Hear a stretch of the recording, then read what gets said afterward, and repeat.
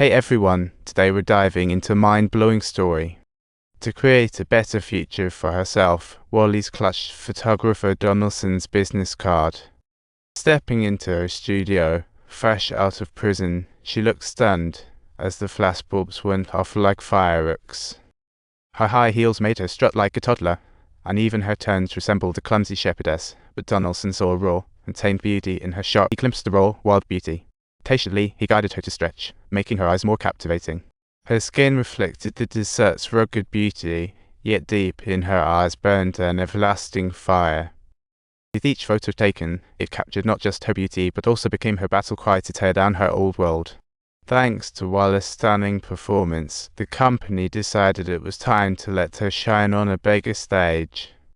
But fate had other plans. Just as she was about to step onto the Paris runway, her expired passport sent her spiraling into deportation drama, and she was even detained. Turns out, Wallis' passport had expired 6 years ago. If she couldn't sort that out, she'd be headed back to Somalia faster than a speeding ticket.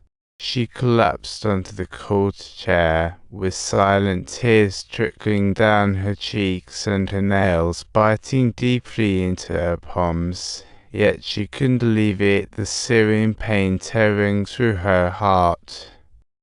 The scenario turned into a bad sitcom until her friend paid the bill, finally freeing her.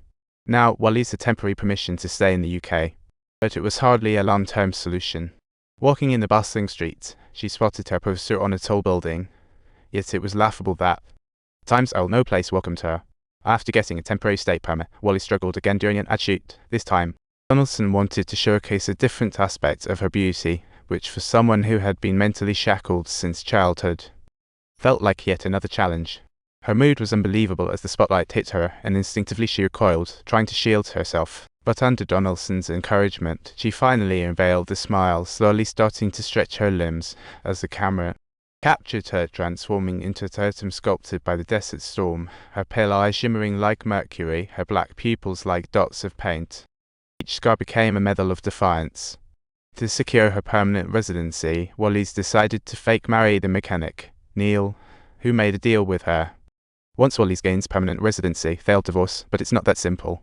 To handle immigration raids, Wallis had to put up with Neil's harassment and even pretend to be affectionate in front of others. Those nights with Neil were like being wrapped in a cocoon. Every inch of her skin felt tight as strings, and breathing felt like a betrayal of her beliefs. However, this seemingly humiliating compromise was, in fact, her wager with fate, trading a counterfeit marriage for the qualification to tear open the cracks in civilization. Until one morning, she finally received a letter from immigration. At that moment, she dropped her ring, bidding farewell to her past self. Finally, she boarded a flight to Paris, ready to strut down the runway. Facing bright lights and cameras, she walked confidently in designer clothes, casually showcasing her unparalleled beauty. Wallis' features were deep and defined.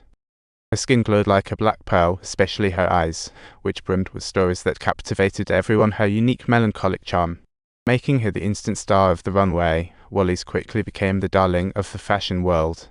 Everyone was curious about how she transformed from a shepherd girl into today's supermodel.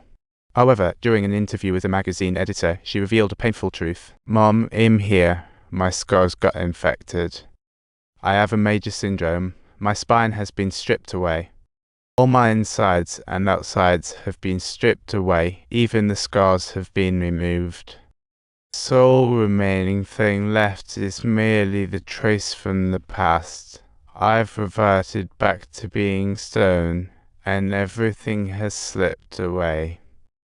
Eaten by the birds, the editor was left speechless after hearing Wallis describe it. She had never imagined that a model looking so glamorous on the outside could have such a painful childhood behind her. After this interview was published, it quickly created a stir worldwide. The United Nations took notice and even invited Wallis to speak. Talking about her wounds in front of the whole world, the pressure was immense, yet she didn't back down. "I love my mother. I love my family. I love Afghanistan. For 3,000 years, family has truly believed a daughter not imprisoned is not clean. Because the thing between our legs is unclean, it must be removed and sealed off as evidence to sustain. At the wedding reception, the husband will use a knife or cup with it, cut it and push himself into the wedding. Imagine how strong our personalities could be if this unconscious act of charity is stripped away. In my country, there's a saying: the last river will run swifter than the first. It'll move faster than the first, no matter how bad it gets. It will have an impact on all of us. When I was a child, I once said I didn't want to be a woman. Why? Because it was extremely painful and deeply unhappy. But now I've grown up and am proud to be myself. But for the sake of all of us, let's try to change. It means becoming a woman. Subtitle: This film is based on the real experiences of the famous model Wallis. In 1997, he quit modeling